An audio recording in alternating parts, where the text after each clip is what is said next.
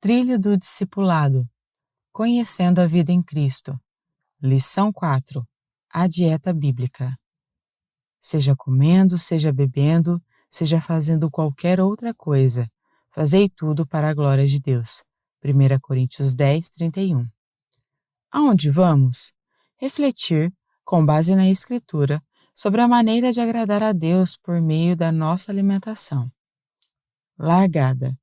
Você sabia que o que você come pode influenciar de forma negativa ou positiva o seu relacionamento com Deus? A Bíblia diz: seja comendo, seja bebendo, seja fazendo qualquer outra coisa, fazei tudo para a glória de Deus. Observe que esse texto deixa claro que Deus pode ser ou não glorificado quando estamos comendo ou bebendo. Vejamos, então, as orientações bíblicas sobre a dieta do povo de Deus. A instituição da dieta bíblica. É notável o número de passagens bíblicas que tratam de alimentação. Desde o primeiro capítulo da Bíblia já temos orientações nesse sentido. Gênesis 1, 29. A dieta dos primeiros seres humanos era vegetariana. Ainda hoje, nenhum tipo de fruta ou vegetal é apontada como inaceitável, o que não acontece com as carnes. Muitos anos após o pecado, Deus autorizou os seres humanos a comerem carne, mas apenas certos tipos. Gênesis 7, do 2 ao 3 e 9, versículo 3. O ensino bíblico sobre abstinência consiste na crença de que o Deus da Bíblia alistou, para o seu povo, as carnes permitidas e as carnes proibidas para o consumo humano. Em Levítico 11 e Deuteronômio 14, encontramos essa lista claramente delineada. A distinção entre limpo e imundo já era conhecida tempos antes de ser instituída oficialmente, tal como no relato de Levítico 11. De alguma maneira, Deus a revelara a Noé, pois após a saída da arca foi permitido ao ser humano incluir carne em sua alimentação. Gênesis 7, do 2 ao 3 e 9, do 3 ao 4. Na hora de se alimentar e de oferecer sacrifícios, Noé sabia quais animais poderia usar para ambos os propósitos. Gênesis 8, 20. Pois bem, quais são os alimentos próprios e os impróprios para alimentação? A lista está dividida em 4 categorias. A primeira é a dos chamados animais terrestres ou quadrúpedes. Destes, os próprios para consumo são aqueles que têm o casco fendido e dividido em 2 e que ruminam. Levítico 11, do 2 ao 8, Deuteronômio 14, do 4 ao 8. Outra categoria mencionada é a dos peixes. Os que servem para alimentação são todos que têm barbatanas e escamas. Levítico 11, do 9 ao 12, Deuteronômio 14, do 9 ao 10. A terceira categoria é a das aves. A narrativa de Levítico lista cerca de 20 aves impróprias para alimentação. Em alguns casos, isso inclui todas da espécie também como impróprias para alimentação. Levítico 11, do 13 ao 19, Deuteronômio 14, do 11 ao 20. As demais aves servem para alimentação. Deuteronômio 14, 11. A última categoria é a dos insetos. Os que servem para alimentação são aqueles com asas, que andam sobre 4 pés e têm pernas mais longas para saltar sobre a terra. Levítico 11, do 20 ao 23, Deuteronômio 14, versículo 19. Sobre os répteis, todos devem ser considerados impuros. Levítico 11, do 29 ao 31.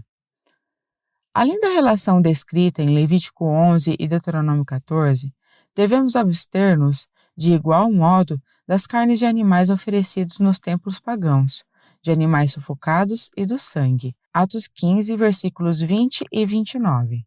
Tempo para reflexão. As leis alimentares presentes na Bíblia Sagrada apresentam as características dos animais próprios para alimentação. Somente estes alimentos ou seus derivados também devem ser evitados? A validade da dieta bíblica. As leis alimentares que estão sendo apresentadas neste estudo, conforme temos mostrado, são bem antigas desde a época de Noé.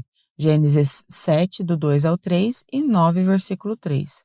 Sendo incluída na lei, em Levítico 11 e Deuteronômio 14, E em todo o Novo Testamento não temos nenhuma palavra, nem de Jesus, nem dos apóstolos, no sentido que eles deixaram de obedecê-la. Mesmo depois da ascensão de Jesus, os discípulos continuaram reconhecendo a validade das leis alimentares, o que mostra que ele não as aboliu. Pedro, quase 10 anos depois da ascensão de Cristo, afirmou nunca ter comido coisa comum ou imunda. Atos 10, 14 e 11, versículo 8. A Bíblia também afirma que, nos últimos tempos, certos mestres falsos exigiriam a abstinência de alimentos permitidos pela palavra de Deus aos fiéis, o que evidencia claramente que existem tais alimentos, como também que existem os não permitidos aos fiéis. 1 Timóteo 4, versículo 3. A Bíblia mostra ainda que, até a época em que Jesus revelou o Apocalipse a João, a distinção existia. Apocalipse 18, versículo 2, Isaías 13, do 21 ao 22. E quanto a Mateus 15, versículo 11, e Marcos capítulo 7, versículo 15? E quanto a Mateus 15, versículo 11, e Marcos 7, versículo 15? Nestes textos, Jesus diz que o que contamina uma pessoa é aquilo que sai do coração, não o que entra pela boca. Contudo, esses textos não estão discutindo a abstinência, mas combatendo uma tradição dos anciãos, o que é claramente demonstrado no contexto. Mateus 15, do 2 ao 3 e Marcos 7, do 1 ao 3. Eles não podem ser utilizados como base para invalidar as leis alimentares. Tempo para a reflexão. As leis alimentares devem ser obedecidas pelos crentes do nosso tempo? O fundamento da dieta bíblica. O que fez com que Deus colocasse a carne de alguns animais na categoria de imundas e outras na categoria de puras?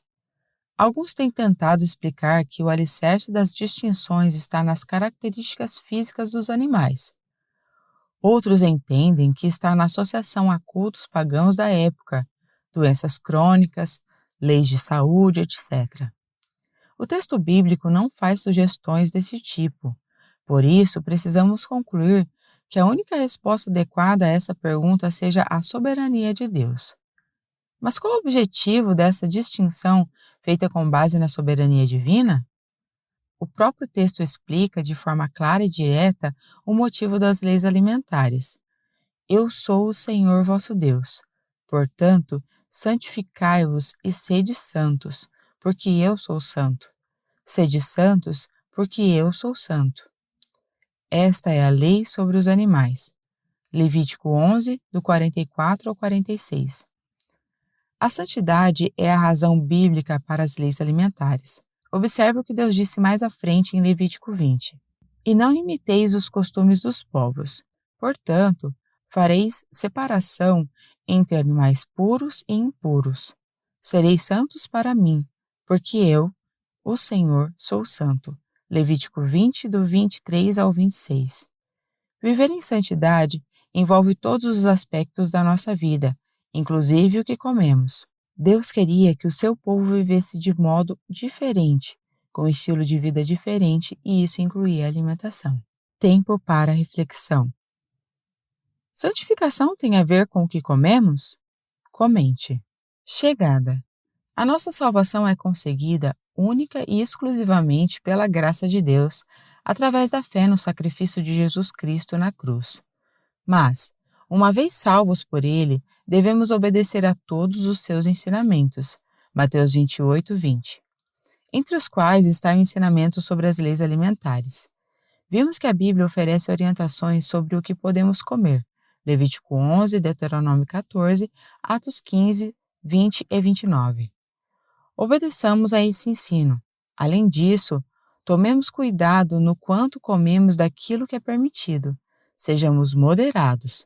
Afinal, quer comamos, quer bebamos, façamos tudo para a glória de Deus. 1 Coríntios 10, 31.